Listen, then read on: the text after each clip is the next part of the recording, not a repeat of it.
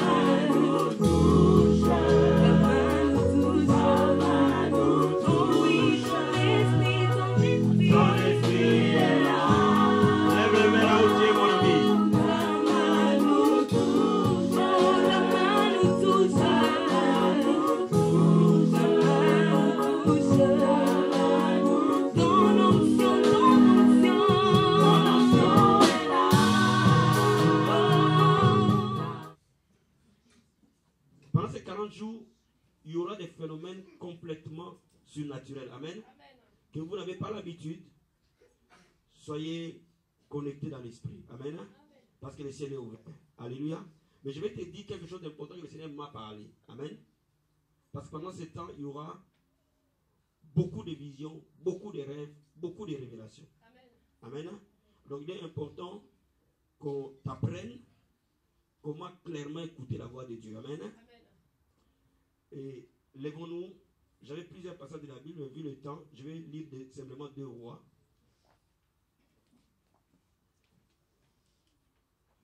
2 rois chapitre 6. Je demande à frère Jacques de m'aider, s'il te plaît. 2 rois chapitre 6, versets 8 à 17. 2 rois 6, 8 à 17. Et moi, je vais lire 1 Samuel. Nous lisons la parole de Dieu. 2 Rois, chapitre 6, à partir du verset 8 jusqu'au verset 17. Nous lisons la parole de Dieu. Le roi de Syrie était en guerre avec Israël. Et dans un conseil qu'il tint avec ses serviteurs, il dit: mon camp sera dans un tel lieu. Mais l'homme de Dieu fit dire au roi d'Israël: garde-toi de passer par ces lieux, car les Syriens y descendent. Amen. Et le roi d'Israël envoya des gens pour s'y tenir en observation vers les lieux que lui avait mentionnés et signalé l'homme de Dieu. Cela arriva non pas une fois, ni 2 fois. Le roi de Syrie en eut le cœur agité. Il appela ses serviteurs et leur dit: ne voulez-vous pas me déclarer lequel de nous est pour le roi d'Israël? L'un de ses serviteurs répondit: personne, ô roi mon seigneur. Mais Élisée, le prophète qui est en Israël, rapporte au roi d'Israël les paroles que tu prononces dans ta chambre à coucher. Et le roi dit: allez et voyez où il est, et je le ferai prendre. On vint lui dire: voici, il est à Dothan. Il y envoya des chevaux, des chars et une forte troupe qui arrivèrent de nuit et qui enveloppèrent la ville. Le serviteur de l'homme de Dieu s'éleva de bon matin et sortit. Et voici une troupe entourait la ville avec des chevaux et des chars. Et le serviteur dit à l'homme de Dieu: ah mon Seigneur, comment ferons-nous? Il répondit: ne crains point, car ceux qui sont avec nous sont en plus grand nombre que ceux qui sont avec eux. Élisée pria et dit: Éternel, ouvre ses yeux pour qu'il voie. Et l'Éternel ouvrit les yeux du serviteur qui vit la montagne pleine de chevaux et des chars, des feux autour d'Élisée. Parole du Seigneur. Est-ce que je peux acclamer la parole du Seigneur? Amen. Je vais vous lire un deuxième passage dans 1 Samuel chapitre 3. Je vais prendre versets 7 à 10. Amen. Samuel ne connaissait pas encore l'Éternel. Et la parole de l'Éternel ne lui avait pas encore été révélée. L'Éternel appela de nouveau Samuel pour la 3e fois. Et Samuel s'éleva, alla vers Élie et dit, mais voici quand il m'a appelé. Élie comprit que c'était l'Éternel qui appelait l'enfant. Il dit à Samuel, va couche-toi. Si l'on t'appelle, tu diras, parle Éternel, car ton serviteur écoute. Samuel s'en alla se coucher à sa place. Et l'Éternel vint se présenta et il appela comme les autres fois, Samuel, Samuel. Et Samuel répondit, parle, car ton serviteur écoute. Amen. Hein? Amen. Alléluia. Je vais te lire un dernier passage, reste debout, dans Jean chapitre 4. Et je vais te prendre verset 17. La femme répondit, je n'ai point de mari. Et Jésus lui dit, tu as eu raison de dire, je n'ai point de mari. Car tu as eu 5 maris. Et celui que tu as maintenant n'est pas ton mari. En cela tu as dit vrai. Amen. Amen. Hein? Amen. Alléluia. Amen. Et verset 29. Venez voir un homme qui m'a dit tout ce que j'ai fait. Ne serait-ce pas le Christ? Est-ce qu'on peut acclamer la parole du Seigneur? Veuillez vous asseoir et écoutez-moi maintenant. Bien aimé, pendant que nous jeûnons 40 jours, pendant que nous sommes en train de chercher la face de Dieu, il y a un phénomène qui s'opère dans le monde de l'esprit. Cela veut dire que les églises de cieux souffrent. Et quand les églises de cieux souffrent, il y a des phénomènes qui sont hors du naturel qui s'opèrent. Et ces phénomènes-là, nous devons bien les comprendre, nous devons bien les connaître. Une des manifestations, quand l'homme cherche Dieu, Dieu parle. Une des manifestations, quand l'homme parle à Dieu, Dieu lui répond. Et pendant que tu cherches Dieu dans la prière et dans la consécration, attends-toi à ce que Dieu te parle. Attends-toi à ce que Dieu ouvre les portes qui t'étaient inaccessibles. Nous avons lu l'histoire d'Élisée et de Géasi. Élisée est encerclé par l'armée d'Assyriens. Et Géasi est le premier à voir qu'ils sont encerclés. Il voit sur toute la montagne de Dothan le char d'Assyrie assiéger l'homme de Dieu. Élisée et Géasi perd patience, entre dans le désespoir. Il rentre vite appeler son maître pour lui dire, qu'est-ce que nous allons faire, maître? Aujourd'hui, nous sommes encerclés. Ce que Géasi voyait, je ne sais pas ce que Élisée voyait. Un même problème, un même phénomène peut cacher une vérité. Et que tant que tu combats par les bras de la chair, tu es loin de la réponse. Alléluia. Et là, Élisée savait pertinemment qu'autour de ce qui était visible, le monde invisible existait. Et Élisée avait accès à ce monde invisible. J'ai envie que la vie abondante ait accès au monde spirituel. Pendant ce jeûne de 40 jours, que toi et moi nous ayons accès à ce qu'un homme normal ne voit pas. Géasi était un homme normal. Il ne voyait que ce que ses yeux physiques voyaient. Il ne pouvait vous regarder qu'à ce que ses yeux voyaient. Il pouvait toucher qu'à ce qui était visible. Mais au-delà du visible, il y a le divin. Dis-moi amen. Dis-moi amen. Et Élisée est vrai dans cette dimension-là. C'est ton année d'élévation. Cela veut dire que toi et moi, nous n'allons plus œuvrer au stade des hommes. Nous devons œuvrer au stade angélique. Nous devons œuvrer au stade de la divinité. Donne-moi amen bien. Donne-moi amen bien. Tu me comprends ce matin? Et parce qu'Élisée œuvrait déjà là, il avait l'information qu'il y avait plus de soldats de son côté que du côté de la Syrie. Voilà pourquoi il pouvait croire. Vous savez, on ne croit pas par la chair. On croit par l'esprit. Parce que quelqu'un qui marche par l'esprit croit. Parce qu'il sonne dans les profondeurs de Dieu. Je vais te dire quelque chose. Pendant ce temps de jeûne, ma prière est que les yeux charnels se ferment. Pour que les yeux spirituels s'ouvrent. Et quand Élisée demande à Dieu d'ouvrir les yeux de Géasi, pourquoi Élisée demande à Dieu d'ouvrir les yeux de Géasi? Parce que les yeux de l'esprit ne sont pas toujours ouverts. Beaucoup de gens sont des chrétiens. Ils n'ont que les yeux physiques. Mais ils n'ont pas les yeux spirituels ouverts. Et c'est pour cela qu'ils ne peuvent pas analyser les choses au regard de la pensée de Dieu. Ils ne sont conduits que par leur propre chair. Or la Bible dit, celui qui marche par l'esprit est fils de Dieu. pendant ces 40 jours, Dieu va t'amener à prendre de bonnes décisions. Et tes décisions vont engager tout le reste de ta vie. Et ces décisions-là, tu ne peux pas les prendre par les désirs de la chair ou par les pensées de la chair. Tu dois les prendre par les pensées de Dieu. Et il faut que tu accèdes comment Dieu pense par rapport à ta situation. Comment Dieu voit ton problème.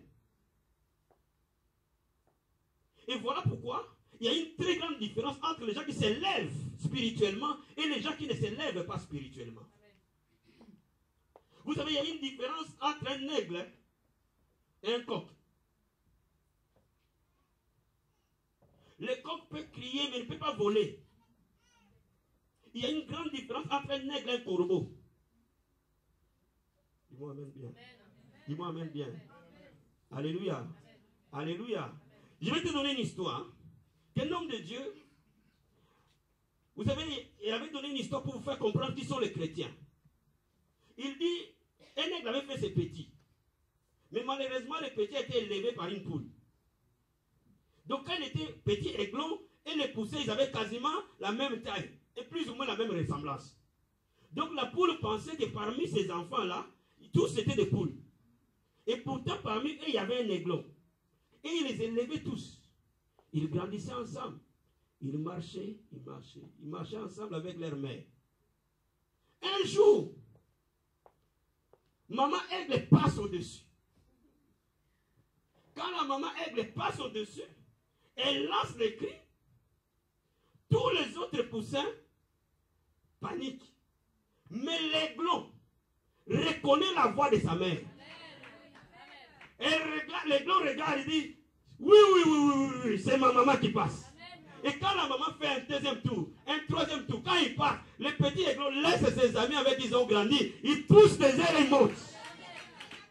Bien aimé, je suis en train de te dire ce matin, vous pouvez être tous des poules. Mais après ces 40 jours, les aigles vont apparaître. Parce qu'ils entendront la voix de leur maître. Ils peuvent aller là où l'homme normal ne peut pas aller. Qui veut me donner un main? Qui veut me donner un main? Tu ne peux pas aller là où l'homme normal ne va pas. Si d'abord tes yeux ne s'ouvrent pas. Dis à ton voisin, ou que Dieu ouvre tes yeux aujourd'hui. Vous me comprenez? On est ensemble? La Bible nous parle aussi de Samuel, que Dieu avait déjà appelé. Parce que Samuel était consacré à Dieu. Mais Samuel n'avait pas encore les yeux ouverts. Quand bien même il était au temple, quand bien même il a été déposé au temple bébé, mais le fait d'être au temple ne veut pas dire que tu accèdes aux yeux de l'esprit pour communiquer avec le spirituel. Et à ce moment-là, Dieu voulait établir maintenant Samuel comme prophète. Et la première des choses, pour que Dieu utilise l'homme, il ouvre d'abord ses organes spirituels. Parce qu'il y a des organes physiques, il y a des organes spirituels. Et parmi les organes spirituels que Dieu ouvre en premier, ce sont ses yeux de l'esprit et ses oreilles de l'esprit. En fait qu'ils communiquent ensemble. Vous savez, je vais vous dire quelque chose. Prier, c'est parler à Dieu. Mais là, quand on parle, on ne monologue pas, on dialogue. Mais tu ne peux réagir correctement que lorsque tu entends ce que Dieu dit. Dis à ton voisin, j'entendrai ce que Dieu a me dit. On va te prendre ça calmement. Amen. Tu me suis? Donc, Samuel est dans les temples, destiné à servir Dieu. Mais Samuel n'a pas encore les yeux ouverts. Samuel n'a pas encore les oreilles ouvertes. Et c'est pour cela qu'il confond la voix de Dieu avec la voix d'Élie. Quand Dieu l'appelle, il pense que c'est le souverain sacrificateur qui l'appelle. Donc, il va voir le souverain sacrificateur. Il dit, il m'a appelé. Comme le papa avait déjà les yeux ouverts et les oreilles ouvertes, quand il le répète 3 fois, il comprend que ce n'est pas un homme qui appelle l'enfant, mais c'est Dieu qui appelle l'enfant. Il dit, cette fois-ci, quand il va t'appeler, quand il va entendre la même voix, pourquoi Samuel confondait la voix de Dieu avec la voix d'Élie? Parce que quand tu t'habitueras avec la voix de Dieu, elle est parfois identique à ta voix. Dis-moi amen. Dis-moi amen. Dis-moi amen. Donc quand tu t'habitueras avec la voix de Dieu, elle est parfois identique à la voix d'un homme. Donc Élisée ne sait pas qui me parle. Non, Samuel ne sait pas qui me parle. Et quand Élie comprend que Dieu est en train de parler à Samuel, il dit, réponds fiston. Dis-lui, parle à ton serviteur. Dis à ton voisin, parle à ton serviteur, écoute. Dis-lui, parle à ton serviteur, écoute. Alléluia. Nous voyons par là que Dieu parle aux hommes. Nous voyons par là que tout changement radical, tout changement réel, Dieu parle d'abord. La Bible dit dans leur détresse, ils crièrent à l'Éternel. L'Éternel n'a pas envoyé la guérison. Il a d'abord envoyé sa parole. Alléluia. L'Éternel n'a pas envoyé le mariage. Il a d'abord envoyé sa parole. L'Éternel n'a pas envoyé les mariages. Il a d'abord envoyé sa parole. Et la Bible dit qu'il envoya sa parole et les guérit. Cela veut dire quoi? La parole de Dieu, elle est porteuse de ce dont tu as besoin. Dis-moi amen. Dis-moi amen bien. Tu sais la différence entre toi et un chrétien moyen? Les chrétiens moyens pensent que quand je prie pour un travail, je vais seulement sortir comme ça, quelqu'un m'appelle au hasard et je trouve du travail. Mais le chrétien mature sait que quand il écoute la voix de Dieu, il a le travail. Je vais vous donner un témoignage. Quand j'ai commencé mon ministère, il m'avait dit que je devais commencer le ministère à Nières. À cette époque-là, je n'avais ni maison, ni moyens, ni rien du tout. Mais Dieu me dit, c'est le temps, commence l'œuvre. Et je commence à dire, mais je vais commencer l'œuvre où? Où est-ce que je vais commencer l'œuvre? Avec quel moyen je vais commencer l'œuvre? Et Dieu me dit, commence l'œuvre. Et quand j'ai prié un jour, je dors. Je rêve avec exactitude. Dieu me montre une rue que je connais physiquement. Dieu me montre l'adresse numéro 54 que je connais physiquement. Il me dit, entre là-dedans. Tu trouveras la femme, une femme qui est là. Et il te montrera là où tu vas commencer l'église. Dis-moi amen bien. Donne-moi amen bien. Dis à ton voisin, les choses vont bouger. Tu me donnes amen? Tu me donnes amen? Dis-moi, les sorciers qui ont marché camouflés vont lever leur cagoule. Tes ennemis camouflés, tu vas les identifier clairement. Et tu vas leur dire, arrête ce que tu fais. Donne-moi amen bien. Donne-moi amen bien. Donne-moi amen bien, bien, bien. Dis-moi, je me réveille le matin. Je vais à la rue Émile Zola. J'arrive, je trouve le numéro 54. J'entre dans le numéro 54. Je trouve la dame telle que je l'ai vue la nuit. Alléluia. Je dis, madame, est-ce que vous avez une place où je peux faire l'église? Il dit, ne vous inquiétez pas, il y a une place au sous-sol. Il y a des gens, il y a un papier qui était à Émile Zola là-bas. C'est comme ça qu'on s'est retrouvé à Émile Zola. Il connaît l'église Zola. J'entre et je trouve un lieu peint. Donc, vous savez combien il est payé par mois? 50 €. Donne-moi un main bien. Oh, donne-moi un main bien. Tu me suis? Tu me suis ce matin? Je vais te dire quelque chose. Quand tu découvres les choses de l'esprit, tu arrêtes de lutter dans les choses matérielles. Quand tu découvres les choses de l'esprit, tu arrêtes de tâtonner en pleine journée. Quand tu découvres les choses de l'esprit, tu arrêtes d'être déprimé. Parce qu'il y a des informations que Dieu va te donner. Il peut même te donner l'heure, la date, le jour où tu seras guéri.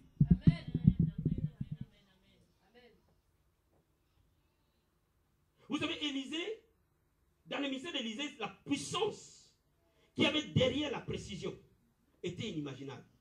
Élisée, quand Naaman vient le voir, Élisée sait pertinemment ce qu'il a à faire. Il savait que Dieu n'avait pas besoin que lui prie pour Naaman. Il savait pertinemment que Naaman n'avait qu'à se jeter dans les Jourdains. Cette fois, il allait être guéri. Il dit à Naaman, jette-toi dans les Jourdains. Il n'a même pas vu Naaman. Mais parce que Naaman a eu la parole de Dieu, parce qu'il a obéi à cette parole, le miracle s'est produit. Je vais te dire quelque chose. La parole vient, l'obéissance après, le miracle arrive. La parole vient, l'obéissance, le miracle. La parole, l'obéissance, le changement. La parole, l'obéissance, l'élévation.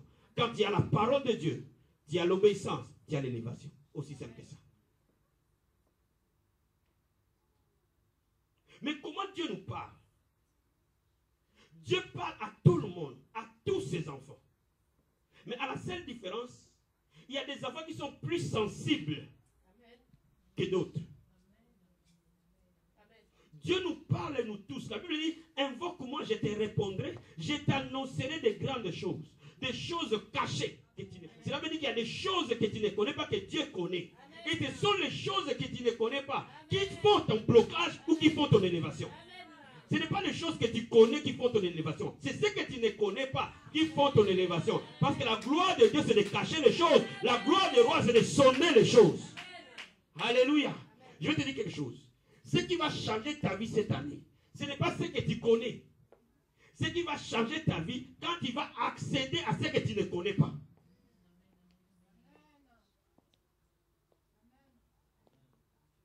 Parce que ce que tu connais aujourd'hui t'a amené là où tu es. Mais pour que tu sors de là et que tu passes à un autre niveau, il y a des choses que tu ne connais pas, que Dieu veut te les montrer. Et quand tu vas accéder à cela, ta vie va s'élever.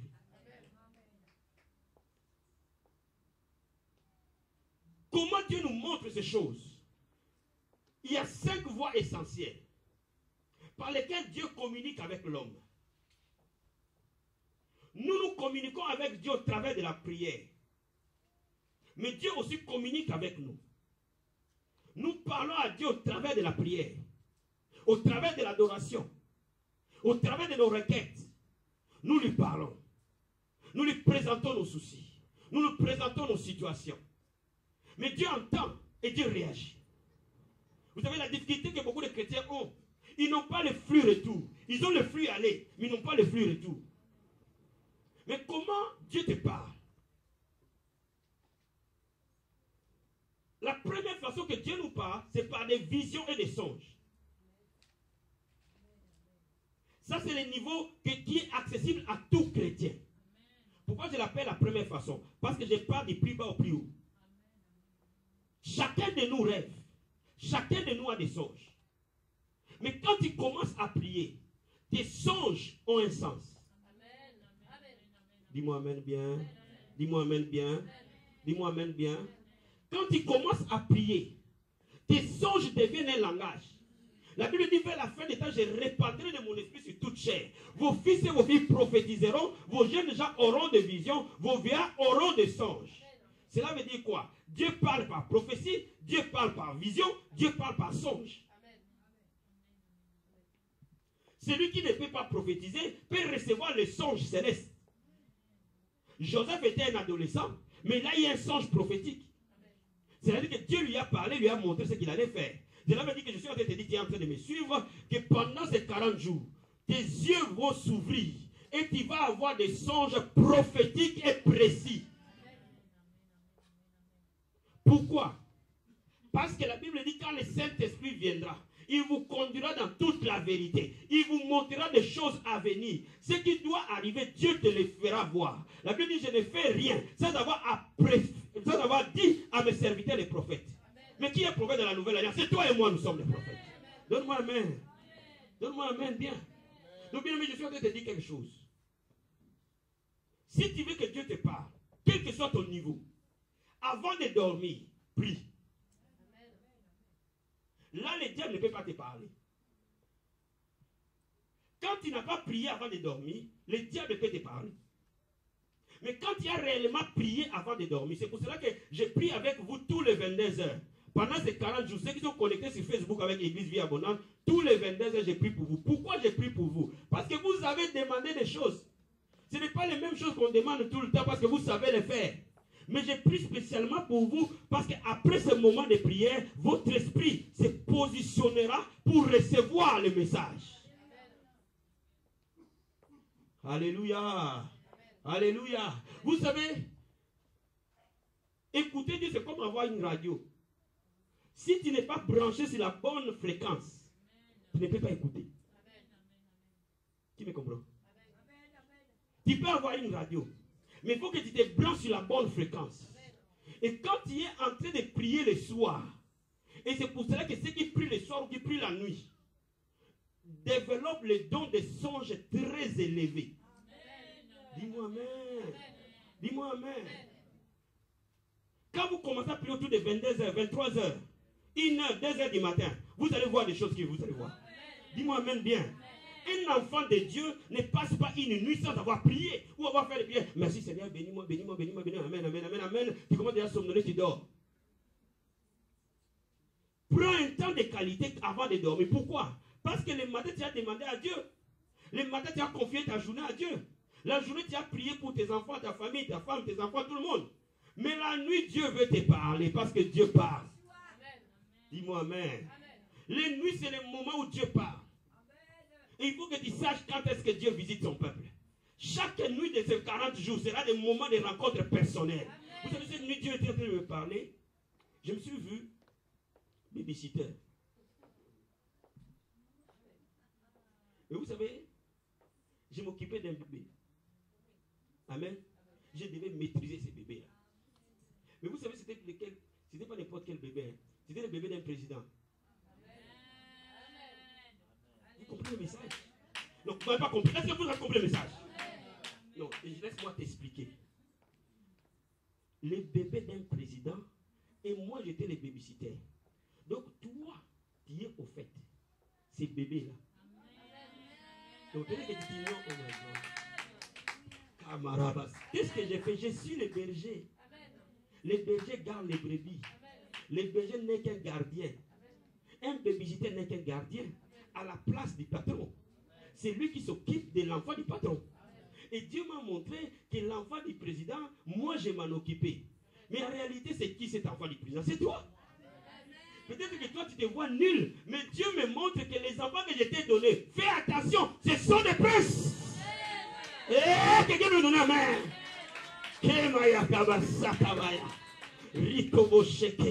Est-ce que vous me comprenez? Est-ce que vous me comprenez? Donc bien aimé, c'est ce qui va changer ta vie. Quand tu accèdes à l'information que l'homme n'a pas.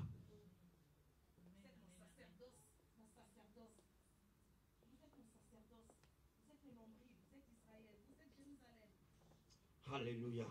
Dis à ton voisin, tu es un prince. Si tu es une femme, tu es une princesse. Ne te néglige pas. Parce que Dieu connaît ta valeur. Même les hommes négligent ta valeur. Mais Dieu connaît ta valeur.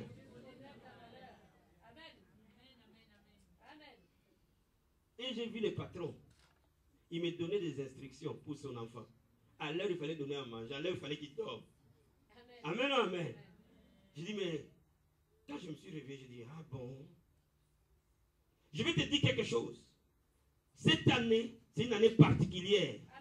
Voilà pourquoi Dieu a un regard particulier pour toi. Et pour que tu marches dans cela, il faut que tu saisisses la pensée de Dieu. Je vais dire à quelqu'un, tu es un prince de Dieu. Sur toi, il y a une couronne. Vous savez, les enfants de Kate et de William étaient des bébés comme les autres bébés. Mais ces bébés-là ne sont pas des bébés normaux. Déjà, dès qu'ils sont, ils ont le garde du corps. Est-ce qu'ils ont fait quoi pour être différents des autres bébés? C'est la destinée. Je veux dire que tu as une destinée. Et la destinée marque la différence. Quelqu'un peut me comprendre ce soir? Quelqu'un me comprend? Ça veut dire que tu as des traitements préférentiels à cause de la destinée. Tu n'as rien à faire. C'est Dieu qui a décidé comme ça. Et Dieu va te donner des visions ouvertes. Il y a des moments que tu vas être pas endormi. Mais tu vas voir l'image de quelque chose. Tu ne dors pas. Mais ça te passe dans l'esprit. C'est comme si tu l'as vu clairement. Et quand Dieu te parle, déchiffre ce qu'il est en train de dire. Parce que c'est un message. Beaucoup d'enfants de Dieu ne prêtent pas attention à ce que Dieu leur dit. Ils ne s'en préoccupent pas. Ils se préoccupent de ce qu'eux-mêmes pensent. Non, je vais te dire quelque chose. Quand Dieu te parle, écoute ce qu'il t'a dit. Et c'est ce qui change ta vie. Aligne-toi toutes les fois sur ça. Amen. Moi, avant que je prenne une décision, j'attends jusqu'à ce que j'entende la voix de Dieu. Et dès que je le tiens, et je commence à avancer maintenant. Amen. Vous savez, ça devient cette colonne de nuée, cette colonne de feu qui accompagnait les enfants d'Israël. Tant que cette colonne s'arrêtait, les enfants d'Israël s'arrêtaient. Ils attendaient que la colonne bouge pour qu'eux bougent. Aujourd'hui, je suis en train de te dire, il y a des moments, Dieu te dit, ne fais rien. Attends, fiston, ce n'est pas le moment. Amen. Ne te marie pas encore, ce n'est pas le moment. Amen. Oh my God, quelqu'un me comprend ce matin. Vous savez, les hommes comptent les mois, les années. Tu as 33 ans, tu as 31 ans, tu as 37 ans. Est-ce que ça, c'est les plans de Dieu ou les plans des hommes? Parfois, les gens qui rentrent dans les mariages à 20 ans, ils en sortent à 50 ans. Il y en a d'autres qui rentrent à 50 ans, ils restent tout le reste de leur vie. Quelqu'un me donne un amen? Pourquoi? Parce que ce que Dieu donne, il te le donne en fonction de ce que tu es. En fonction de ce que tu comprends. Parce qu'il ne va pas te donner un mariage pour que tu le détruises après. Il commence par te bâtir à l'intérieur. Il te dit, fiston, calme-toi, ce n'est pas le moment. Oh, que toute personne qui est opprimée pour le mariage, bien aimé, je vais te dire, le mariage va venir totalement pour toi. C'est le plan de Dieu.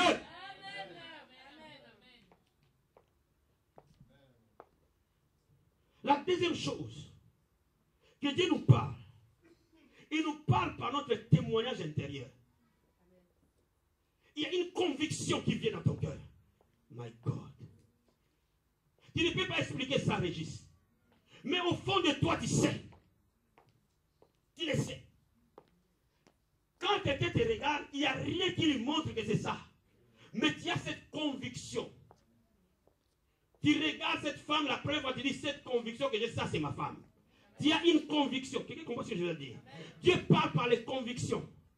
Moi, j'ai la conviction que cette année, nous allons nous envoler. C'est une conviction. Je ne peux pas vous expliquer, je ne peux pas vous faire comprendre ça, mais je te dis quelque chose, qu'on le veuille ou pas. Cette année, nous allons nous envoler. J'ai cette conviction au fond de mon âme. Mais quand vous n'avez plus de conviction, c'est-à-dire que vous n'avez plus Dieu qui vous parle. La conviction, on ne la force pas. La conviction, on ne la crée pas. Elle est au-dedans de nous. Amen.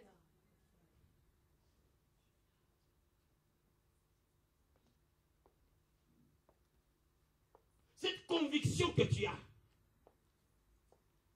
que cette année sera bonne, c'est un langage. Cette conviction que tu as, que tu vas avoir tes papiers.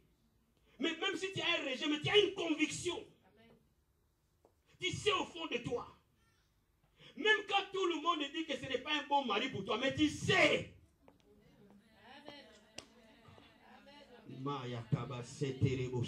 Tu sais. 15 000 fois, tu sais au fond de toi. Que ça, c'est mon chemin, c'est ma route. Bien, mais je vais te dire quelque chose. Il y a des voleurs de destinée. Il y a des gens qui détournent les gens de leur chemin. Ne te laisse pas emporter par les pensées des gens. Parce que Dieu te parle de manière particulière et de manière personnelle. Et si tu sais pertinemment que tu as la conviction de ce que tu fais, alors vas-y, Dieu avec toi. Amen. Amen. Amen.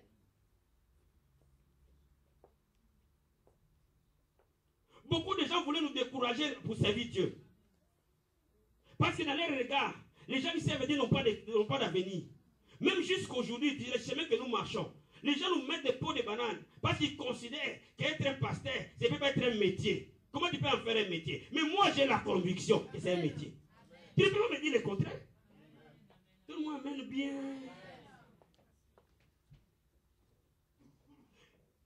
Dieu te parle par une conviction intérieure. C'est un langage de Dieu. Quand tu es convaincu de quelque chose, tu ne cherches pas quelqu'un pour te motiver. Dieu te motive tout seul. Quand quelqu'un a la conviction, il ne peut pas être déprimé. Parce qu'au fond de son être, quelque chose lui dit, Dieu est dans les bons. Même si ton père ne le voit pas, même si ta mère ne le voit pas, même si ton pasteur ne le voit pas, ce n'est pas ton problème. Ton problème est a-t-il la conviction? Amen. Vous savez, quand Anne était en train de prier au temple, même le sacrificateur Élie n'a pas compris Anne.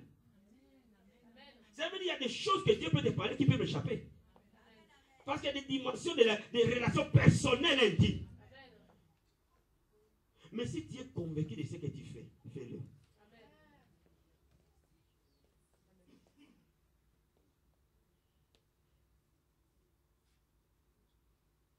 Beaucoup de gens étouffent la conviction. Ils ne savent pas que c'est un langage de Dieu. Ils ont la certitude, ils ont la pêche pour faire quelque chose. Vous savez, quand vous avez la conviction, vous savez comment moi je découvre des leaders. Dans cette église, j'ai découvert des leaders. Un leader, on ne donne pas de... Comment je peux expliquer ça?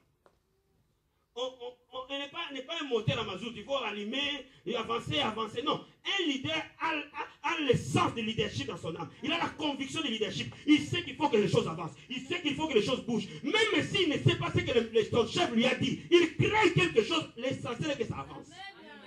Dis-moi amen.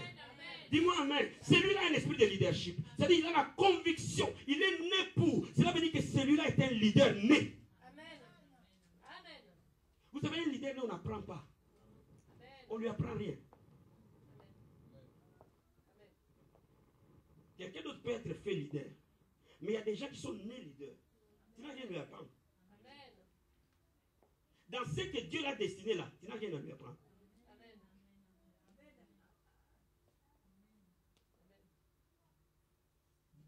Tu vas lui donner de l'expérience. Mais il va laisser l'espace. Laisse-le créer son imagination.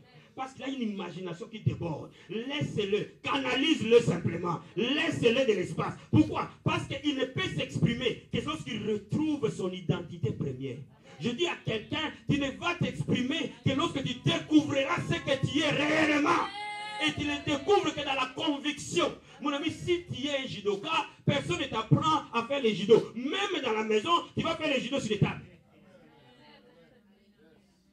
Si tu es un musicien né, que tu es à l'école de musique ou pas, il suffit qu'on te donne un micro, tu assures.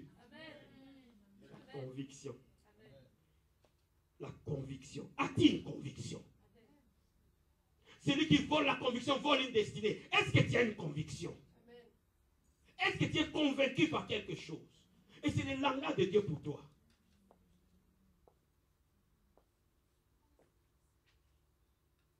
Ne tue pas la conviction. Ne détruis pas la conviction. Ne marche pas avec les gens qui tuent ta conviction. Ne sois pas ami aux gens qui ne croient pas ce que toi tu crois. Dis-moi amen. Ils vont détruire ta conviction. Ils détruisent ta conviction. Ils détruisent le canal par lequel Dieu va changer ta vie. Quand la Bible dit, il te donnera ce que ton cœur désire. Ce désir-là est synonyme du mot conviction. Il te donnera ce à quoi tu es convaincu. Est-ce que quelqu'un a une conviction ce matin? Oh, cette conviction, c'est une réalité. Cette conviction est une sémence de Dieu dans ta vie. Cette conviction est un chemin de Dieu pour toi. Mais même quand on amène ton enfant à Civière, sois convaincu. J'ai lisé un témoignage d'un homme de Dieu qui a été ressuscité par le ministère de Renard Bonquet. Et ce témoignage, le jour où je l'ai regardé, ça m'a impacté. Comment cette femme avait la conviction. Est-ce que vous comprenez ce que j'ai dit? Cette femme, elle savait que son mari allait ressusciter. Personne ne pouvait lui expliquer. Le mari est 3 jours à la morgue. Il dit, donnez-moi mon corps. Oh my God, je vais donner la main. Le médecin le regarde, il trouve fou, folle. Il dit, donnez-moi mon corps. Il amène à la maison, il entoure le corps. Il prie, ça ne fonctionne pas. Il dit, non, non, non, non, non. Je vais amener mon corps à la campagne d'évangélisation. Ah, my God. Il avait la conviction. Bien aimé, la conviction est un langage de Dieu. Si tu n'as pas de conviction, tu n'as pas d'avenir. N'attendez pas que Dieu apparaisse avec une longue robe, fiston, je te connais.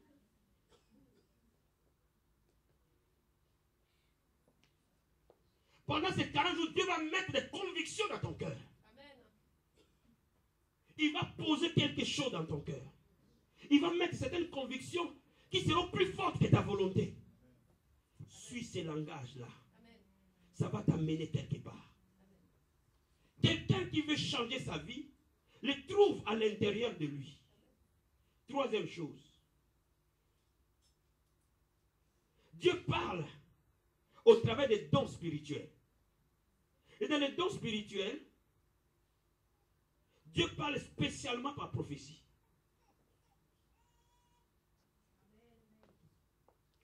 Qu'est-ce que j'appelle prophétie? Ouvrons la Bible.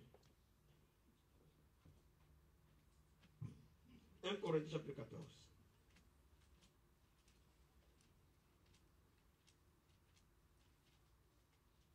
Corinthiens chapitre 14. Verset 1. Si quelqu'un a trouvé, il peut nous aider à lire, s'il vous plaît.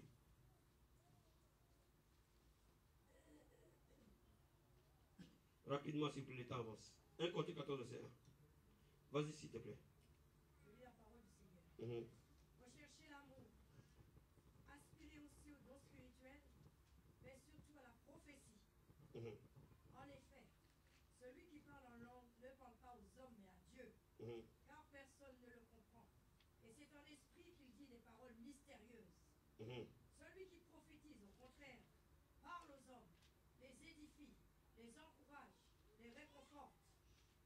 Celui qui parle en langue s'édifie lui-même, alors que celui qui prophétise édifie l'Église. Amen. Est-ce qu'on peut s'arrêter là? Alléluia. La Bible dit aspirez aux dons spirituels. Aspirez, cherchez. Amen. Ayez envie aux dons spirituels, mais spécialement aux dons de la prophétie. Amen. Est-ce que vous me comprenez? La Bible dit c'est lui qui prophétise, édifie l'Église. Amen ou amen. Donc la Bible positionne le don de prophétie comme un don important. C'est pour ça qu'on doit aspirer à cela. Amen. La Bible dit à Habakkuk, écrivez la prophétie, afin qu'on la lise couramment, parce qu'elle court à son accomplissement. Parce que la prophétie s'accomplit toujours. Si elle traîne à temps là, elle s'accomplira. Et dans la Bible, il y a deux catégories de prophéties. Il y a la prophétie biblique. La Bible elle-même est une prophétie.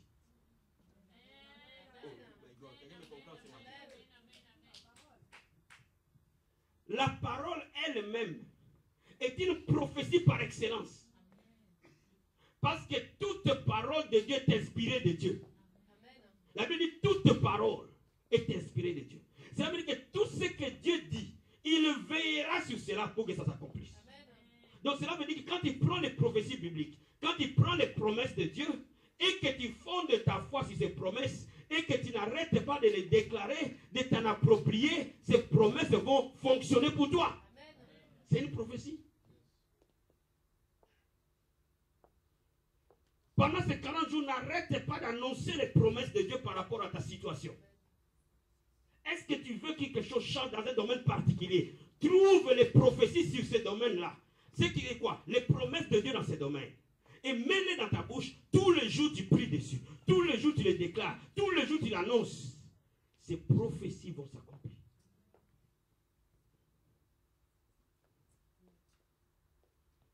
J'ai compris une chose.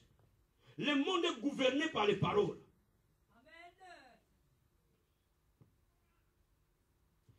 Tu es ce que tu n'arrêtes pas de dire. Tu ne m'as pas compris. Celle-là a compris ce que j'ai dit. Tu es exactement ce que tu n'arrêtes pas de dire. Quand tu commences à annoncer les choses, tu commences à les proclamer avec conviction, tu commences à les créer. Et ces choses vont venir vers toi. À plus forte raison si ce sont des promesses de Dieu dans sa propre parole. Ne regarde pas aux circonstances. Prends la semence de la parole et annonce. Amen. Quand tu es en jeûne et prière, ne sois pas timide. Tu es en train de faire une forme de grève de faim. Quand on est en jeûne et prière, on proclame, on annonce les choses qu'on n'a pas vues, mais qu'on sait qu'ils vont s'accomplir. On les annonce dans nos prières, on les annonce dans nos conversations, on les annonce autour de nous à chaque moment, de manière à ce que nous soyons saturés par ces promesses. Il y a un moment, Dieu m'a appris à ne jamais dire que je suis fauché. Et parfois, il ne jamais dire que je suis malade. Un jour, le diable commence à me dire, mais effectivement, ce n'est pas la vérité. Tu es malade. Mais tu dis que tu vas bien. C'est des mensonges. Qui comprend ce que j'ai dit? Qui comprend ce que j'ai dit? Il y a des moments où j'ai prêché fortement malade. Mais j'ai prêché. Personne n'a su que j'étais malade. Peut-être ma femme, parce qu'à ce moment-là, elle me regarde. Elle ne me quitte pas des yeux. Elle dit que ce mec va tomber ou pas. Amen, amen. Elle sait, elle me regarde. Donc elle ne me quitte pas. Quand je vais là-bas, elle regarde. Quand je vais là-bas, elle regarde. Mais j'ai dit, je suis en bonne santé. Je suis en bonne santé. Je suis en bonne santé. Je suis en bonne santé. Je suis en bonne santé. Mais je sais que mon corps est malade. Je suis en bonne santé. Parce que c'est l'unique manière où je reprogramme ce corps. Dis-moi amen. Dis-moi amen. Dis-moi amen.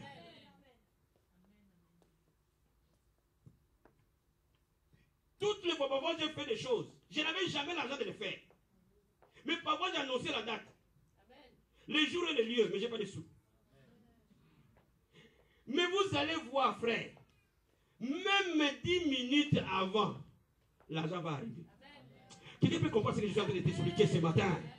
Quelqu'un peut comprendre ce que je suis en train de t'expliquer ce matin? Au ciel, il y a un langage. Au royaume, il y a un langage. Et dans ce langage-là, on ne dit que ce que Dieu a dit. Tu n'es pas de ton problème comme de gens qui peuvent prier. Tu sais, je suis malade, prie pour moi. Si quelqu'un ne peut pas prier, ne lui dit rien. Vous savez, vous racontez vos vies parfois aux sorciers.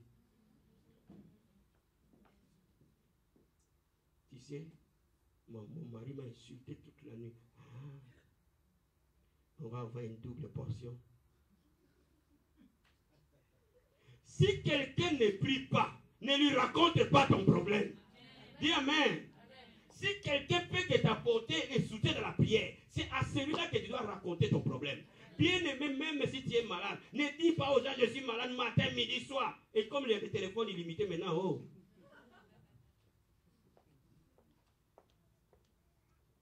Ainsi, tu sortiras de ton problème au plus vite.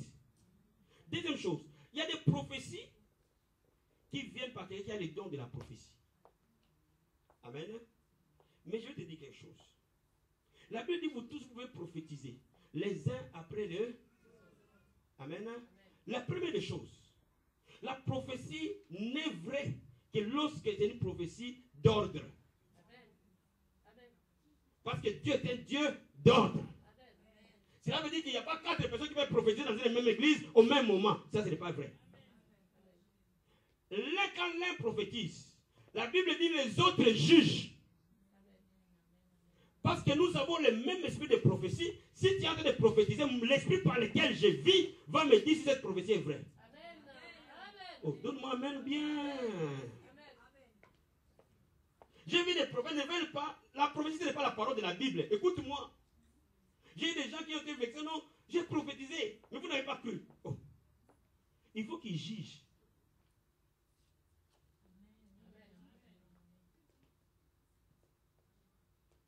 Même si je suis en transe, si je te dis quelque chose, ton esprit ne l'atteste pas, ne le crois pas. Amen. Bon, Dieu merci, je vous dis que des bonnes choses. Amen, amen. Donc, quand quelqu'un prophétise, les autres doivent juger. Les mêmes personnes qui ont l'esprit de prophétie jugent si la prophétie est vraie. Amen. Et l'un va prophétiser après un autre. Quand ces conditions sont remplies, cette prophétie-là édifie. La Bible dit la prophétie édifie, elle console, elle donne de la direction. Vous savez, il y a des prophéties qui sont fausses. Pourquoi? À la base, ça ne représente pas le caractère de Dieu. Je suis fâché, je suis fâché. Vous avez jamais entendu ce genre de prophétie? Je vais vous frapper. Dieu n'est pas comme ça. Viens avec moi.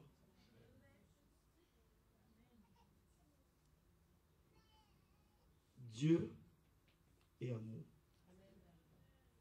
Même dans les jugements de Dieu, l'amour de Dieu, la miséricorde est toujours là. Tu me donnes un amen. Donne-moi un amen bien. Donne-moi un amen bien. Vous savez, celui qui frappe, c'est le diable qui frappe. Ce n'est pas Dieu qui frappe.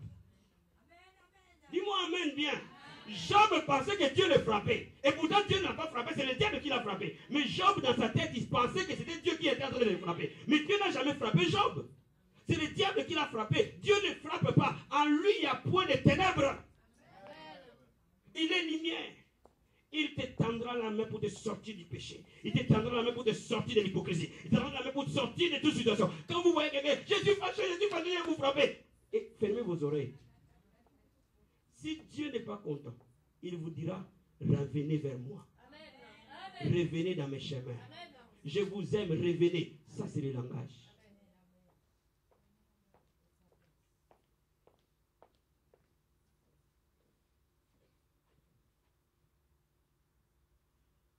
Dieu te parle aussi par des circonstances. Ah, c'est là où je vais m'arrêter un tout petit peu. Vous savez, Balaam devait aller maudire. Amen. Mais l'âne de Balaam l'a sauvé. Tu me dis? Balaam allait mourir. Mais l'âne avait vu ce que Balaam n'avait pas vu. Et l'âne a sauvé la vie de Balaam. Cela veut dire quoi? Quand tu es dans l'atmosphère de la présence de Dieu, quand tu es dans les jeûnes et de la prière, même les circonstances te parlent. Même les circonstances, Dieu l'utilise pour parler. La Bible dit, est-ce que la nature ne vous enseigne-t-elle pas? Cela veut dire que les choses que tu es en train de vivre, laisse-moi t'expliquer. Parfois, tu es ici, pendant qu'on est en train de jeûner, Dieu peut te donner une heure précise pour prier. Comment tu vas les constater? Quand tu vas vraiment prier à cette heure-là, dès que tu sors de là, tu sens une paix. Dieu t'a parlé par cette circonstance. Quand tu es rempli du Saint-Esprit, il y a des gens parfois que tu as logé chez toi. Les jours où le monsieur est venu dormir chez toi, depuis ces jours-là, tu as des cauchemars. Vire d'abord ce monsieur-là. Qu'est-ce que tu attends?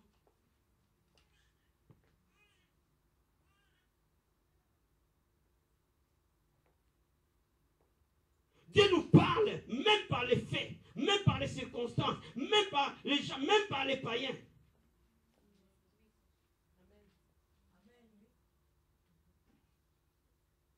Il y a des choses que Dieu va mettre dans la bouche d'un païen. Si tu es dans l'esprit, alors sois sensible. Ne sois pas endormi spirituellement. Parce que Dieu veut t'aiguiller. Et quand il est en train de parler, tu sauras dans ton cœur. Ça c'est pour moi. Dis-moi amen. Est-ce que tu me comprends ce matin? Est-ce que tu me comprends ce matin? Tu sauras dans ton cœur. Bien, mais je suis en train de te dire, pendant ces 40 jours, ceux qui seront sensibles dans l'esprit vont vivre des choses inimaginables. Il y a des situations qui ont été bloquées pendant des années. Dieu peut même envoyer les gardiens de ton immeuble un matin sans se rendre compte amener l'information. Juste en train de parler avec lui, il te glisse une information et automatiquement tu agis sur ça, la vie change. Je vais prier pour toi ce matin. Que tu sois très sensible. Le problème des chrétiens, ce n'est pas le problème de la prière simplement. Le problème des chrétiens, c'est qu'ils ne développent pas la sensibilité spirituelle. Tu dois devenir sensible dans l'esprit. Tu dois sentir quand Dieu te parle. Même quand il te parle par un collègue de travail, il est en train de te parler par la bouche de quelqu'un. Si Dieu a parlé par la bouche d'un âne, combien plus votre raison il peut parler par la bouche d'un homme? Amen.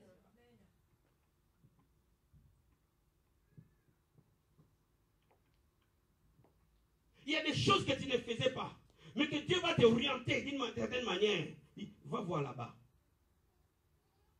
Fais-le. Fais-le. Fais-le. Toute information que Dieu rendra disponible pour toi, c'est pour que tu réagisses sur base à cette information, que tu pries dessus. Tu ne connaissais pas quelque chose. L'information est arrivée sur ta table. Tu ne le savais pas, tu ne l'as pas cherché. Mais pourquoi elle est venue là?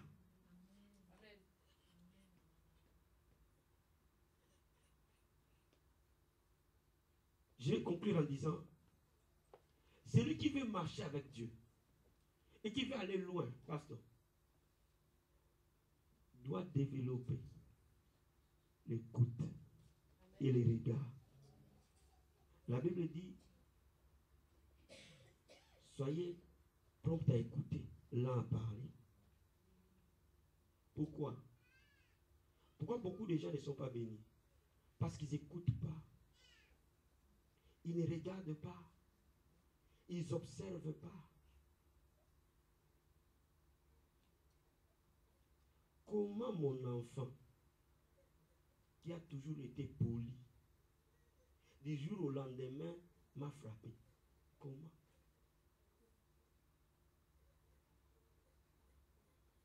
Est-ce que tu t'es posé la question? Comment? Cet enfant, je ne l'ai pas éduqué comme ça.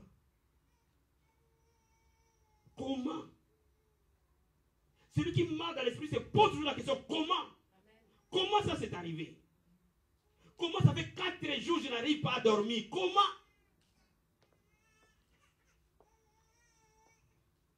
Et à ce moment-là, le Seigneur t'a donné une information que tu n'as pas agi pour.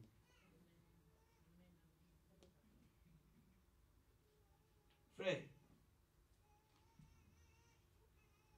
ta vie s'arrêtera à un endroit tant que tu n'as pas agi sur ce que Dieu t'a dit. Lorsque tu vois ta vie s'arrêter à un endroit, sache qu'il y a quelque chose que Dieu t'a dit, que tu as complètement négligé. Vous savez, il y a des gens qui peuvent balayer cette salle ici. Si Dieu t'a dit simplement de la balayer, tu dépasses parfois quelqu'un qui est devant là.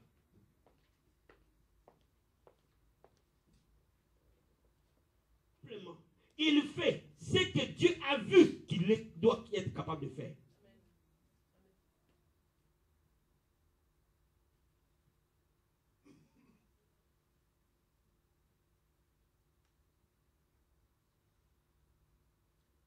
Dieu a un plan pour toi. Parfois, tu es assis dans les bas des années et des années. Mais regarde, Dieu te dit juste de faire quelque chose. Il te verra par ça. Parfois, il y a des gens qui n'ont même pas besoin de faire 10 heures de prière par semaine. Il fait simplement juste installer ses micros. Dieu le voit par ça. Pendant ces 40 jours, sois sensible dans l'esprit, mon frère. Sois sensible dans l'esprit.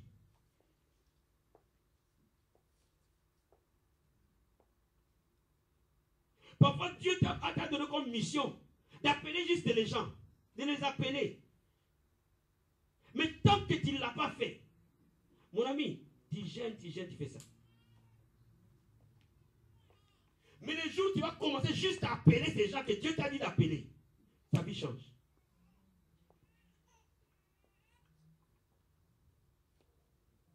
Qu'est-ce que Dieu t'avait dit tu faisais que tu ne fais plus? Ou qu'est-ce que Dieu te met à cœur de faire, mais que tu ne veux pas faire?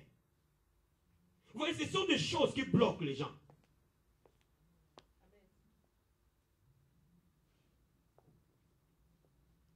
Tu as la conviction, parfois de venir ici pour balayer. Hey, moi je suis une belle fille, balayer. Le jour où le pasteur va dire je vais présider, je vais aller présider, balayer. Ce n'est pas mes trucs. Hey, avec mes bêches brésiliennes, jolies comme ça, jamais.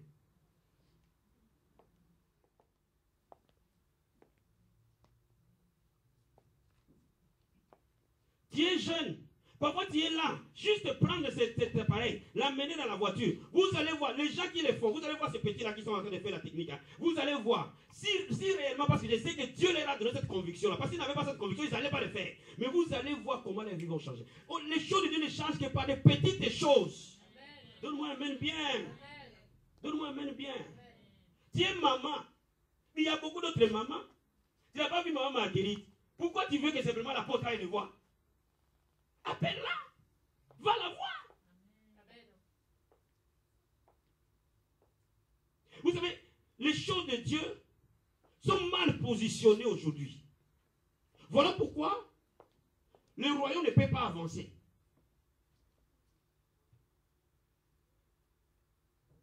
Je veux dire, la Bible dit, si tu es fidèle dans les petites choses, Dieu te confiera des grandes choses. Écoute-moi bien. Si tu penses qu'un jour Dieu peut t'utiliser, hein les enfants, vous qui voulez peut-être un jour vous avez la conviction d'avoir une église à diriger, vous ne pouvez pas que Dieu vous élève à avoir une église à diriger si vous n'avez pas été un bon dirigeant chez votre pasteur. C'est impossible.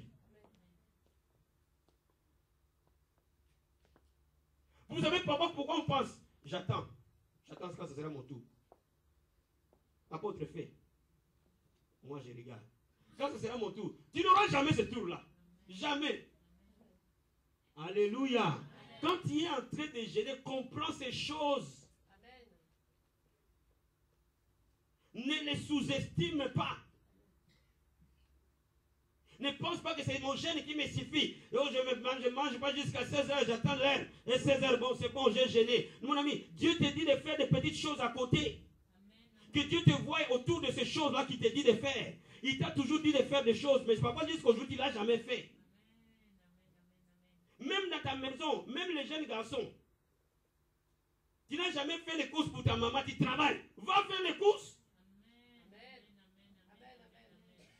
Qu'est-ce que tu ne fais pas jusqu'à aujourd'hui? Fais-le.